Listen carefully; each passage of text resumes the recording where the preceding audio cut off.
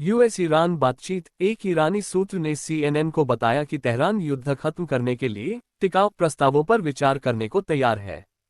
फिलहाल इस हफ्ते के आखिर में इस्लामाबाद में यूएस और ईरान के बीच एक बैठक की संभावना बनी हुई है, लेकिन सूत्रों के मुताबिक जो लोग इस बैठक की वकालत कर रहे हैं उन्हें भी इस बात पर शक है कि ये असल में हो पाएगी या नहीं।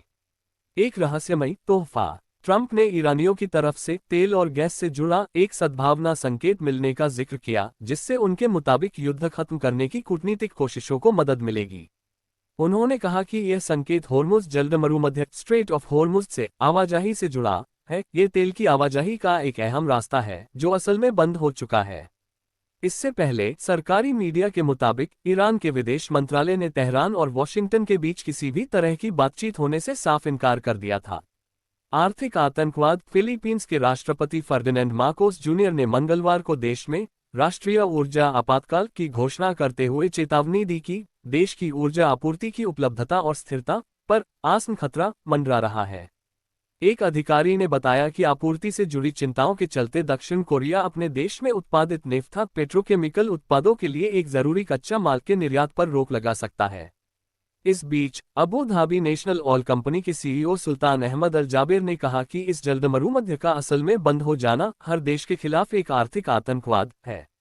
इजरायल ने लामबंदी बढ़ाए। इजरायल अपने रिजर्व सैनिकों की संख्या में भारी बढ़ोतरी को मंजूरी देने की तैयारी में है। इसके तहत सैनिकों की नई सीमा 280,000 से बढ़ाकर 400,000 कर दी जाएगी।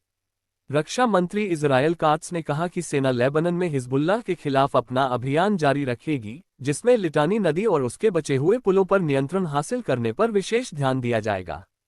बमबारी का अभियान शुरू होने के बाद से अब तक इजरायल के हमलों में कम से कम 1000 लोग मारे जा चुके हैं, जिनमें 100 से ज्यादा बच्चे भी शामिल हैं। लेबनन के राष्ट्रपति जोसेफ आउन ने कहा कि लिटानी नदी के किनारे पुलों समेत अन्य बुनियादी ढांचों को निशाना बनाने का इजरायल का मकसद गांवों और कस्बों को लेबनन के बाकी हिस्सों से अलग थलग करना है।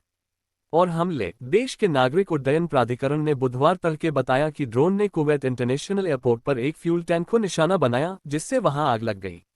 आपातकालीन अधिकारियों ने मंगलवार को बताया कि मध्य इजरायल के एक शहर पर ईरानी मिसाइल हमले में कम से कम 9 लोग घायल हो गए, जिनमें 6 बच्चे भी शामिल हैं। ईरान के परमाणु ऊर्जा संगठन ने कहा कि मंगलवार रात उसके बुशेहर परमाणु ऊर्जा संयंत्र परिसर पर एक प्रोजेक्टाइल गिरा और उसने इस घटना को अमेरिका और इजरायल द्वारा फिर से किया गया हमला बताया।